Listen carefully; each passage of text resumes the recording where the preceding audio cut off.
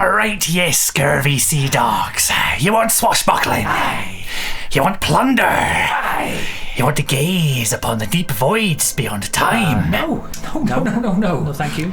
Cursed Captains of Cthulhu is a TTRPG set in the Caribbean of the 1700s, which sees our players take on the role of a plucky band of swashbuckling pirates against the threat of cosmic elder gods, the occultists, and things from beyond the stars. I was sent a review PDF by Black Cats Gaming, then bought my own copy. I always want to give objective reviews without feeling beholden to the publishers for the gift. I only post reviews of games I genuinely enjoy, so here we are. Let's get the wind at our backs and ignore that red glow deep beneath the waves.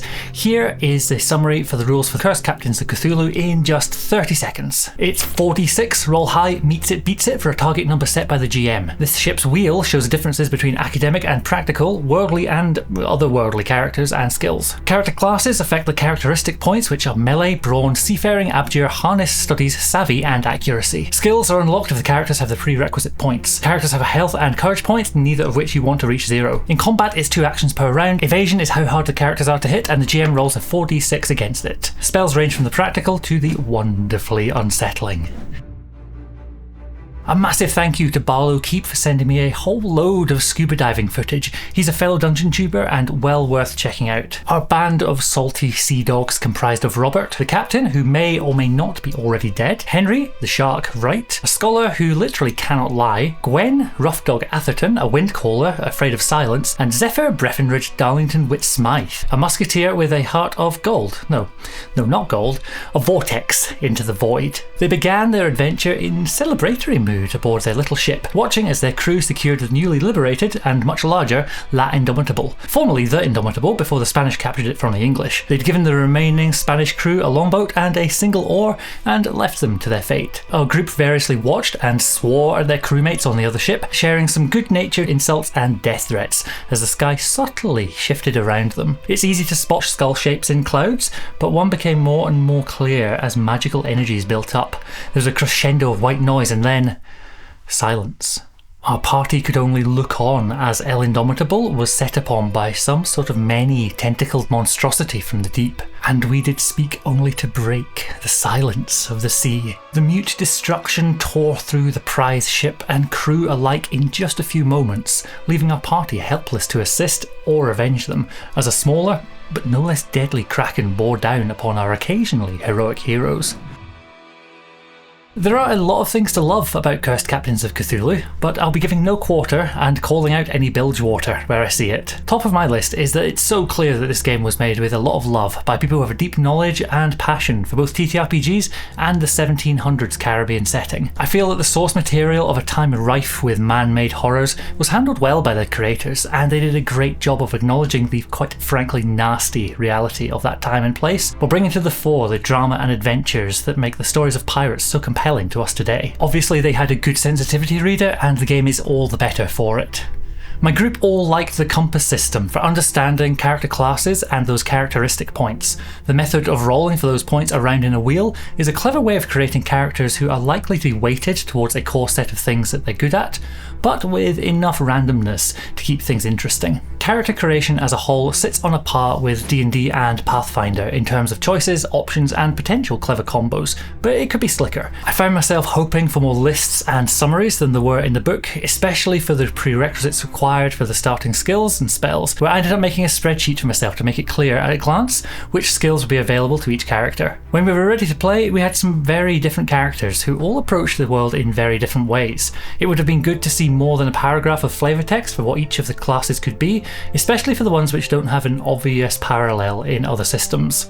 I want to know much more about the in-world setup for the Windcaller and the Riven classes particularly. Combat was super slick and straightforward. I like the 2 action point system, which reminds me of XCOM, much simpler than the action bonus action setup you'll see in other places. Rolling to hit and then static damage for most weapons is something which speeds things along nicely, though any time we saved was put to use by my players with some wonderful, flowery, gruesome narration. There was only one major disappointment for my group: the lack of horror mechanics during gameplay, as losing courage points has no effect until you reach 0 and are out of the fight. There was no support in the rules for me to introduce any of the rising dread, which I feel is such a key part of crafting horror and central to the Cthulhu mythos. A system which does this wonderfully well is Spire, which I played recently. To bring in some consequences in a scene as courage deserts the characters, I'd consider hacking in elements from Spire which could have momentary or more lasting effects, in addition to the traits that Cursed Captains of Cthulhu already provides. Ideally, no hacking would be necessary to get that blend of swashbuckling and horror, but I actually think the game comes very close to getting it right, straight out of the box. For anyone who is going to dismiss a system outright because you're not a fan of one mechanic, or think it's lacking in some way, if you're a long-time GM of any system, do you play it exactly rules as written, or do you hack it and house rule things to make the game more to your group's liking? A more minor concern was that we found that rolling 4d6 is actually a bit too mathsy and not intuitive enough. You don't get that immediate delight of rolling a natural 20 or spotting an exploding 6 like you would in other systems, and it meant that every roll took a few seconds for my players to compute whether they'd actually rolled well or not. Some groups might not mind this, but we found it took a bit of the speed out of combat when the game should have been at its most dramatic. Some criticisms are a bit more objective. I feel the book needed an extra set of eyeballs when it came to editing and the final release. There aren't any chapter markers in the PDF, which meant I was forever scrolling back to the table of contents, which has mercifully hyperlinked page numbers.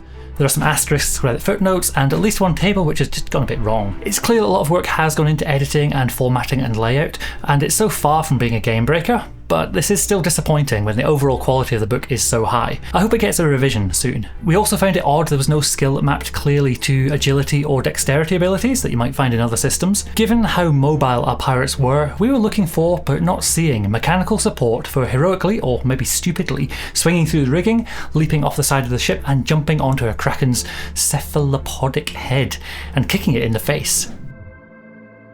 Captain Robert, having kicked the kraken in the face and stabbed it with his knife, found himself pulled back from the irate beak by some living rigging controlled by Henry the Shark Wright, our scholar. Henry grabbed a keg of gunpowder with the living rigging, and Zephyr lined up the shot with a musket and boom! The explosion shredded the kraken, but also a large chunk of the hull of the ship. They limped to a small uncharted island where they could take stock. After battling some unquiet skeletons on the beach, the party settled in for the night. They saw a soft glow coming from over the hill, from the other side of the island. Plucking up the courage to investigate, they came across a ship at anchor, the Rosa Eterna, which appeared to be totally abandoned, but in pristine condition, though emanating a soft glow of warm yellows, pinks and greens. Rightly cautiously, our group snuck aboard the ship, but it was idle as a painted ship upon a painted ocean. They did, however, spot a longboat from the El Indomitable off the port rail. Our group made their way below deck again, finding nothing at all, as their imaginations ran riot with theories of what could have happened to the crew. They came at last upon a curious room at the stern of the ship, full of metal engines, and in the centre, a crystal. As Gwen peered into the depths, she saw, screaming mutely, the Spanish captain of the Indomitable.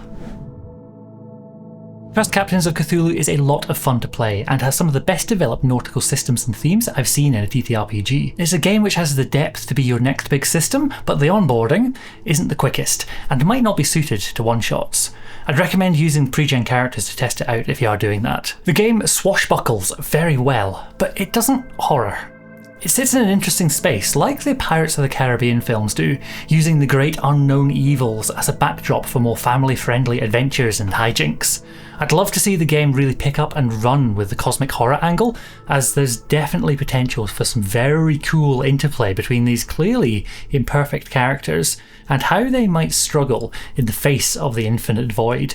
This paradox of heroic characters doing great deeds and the powerlessness which comes with gazing upon the unknowable is something I don't think the game solves, and I have a feeling this has been an active choice by the designers not to enforce mechanics for sanity in play and to keep the overall tone lighter, more on the heroic adventure side. Running horror games where the characters lose themselves to madness is a skill all of its own for GMs, and for players to have the maturity to accept they'll lose control of their characters as the story progresses. It's something I need more experience in myself before I could profess to be any good at it. Have you managed to bring horror into systems which weren't explicitly made for it, or would you recommend running a system which has horror at its core, like Call of Cthulhu or Mothership, for these kinds of games? Please do let me know in the comments. I really like Cursed Captains of Cthulhu, and I'd love to play it more. If you're looking for a long-form game which goes deep into the setting and vibes of a cursed Caribbean, I know you and your crew will get a lot out of it. A game like Pirate Borg might fit you better if you're looking for short games and one-shots. If you're looking to bring more horror to your game, that's easily solvable with some gentle hacking, and I'd recommend looking at Spire for how this could be done. The verdict from me, 2 cutlasses up, but only 1 tentacle up. Well worth a look if your group are into nautical adventures. If being a cursed captain isn't for you, how about being a sexy vampire instead? Check out this video on Bloodsuckers, a TTRPG which will satisfy exactly that craving.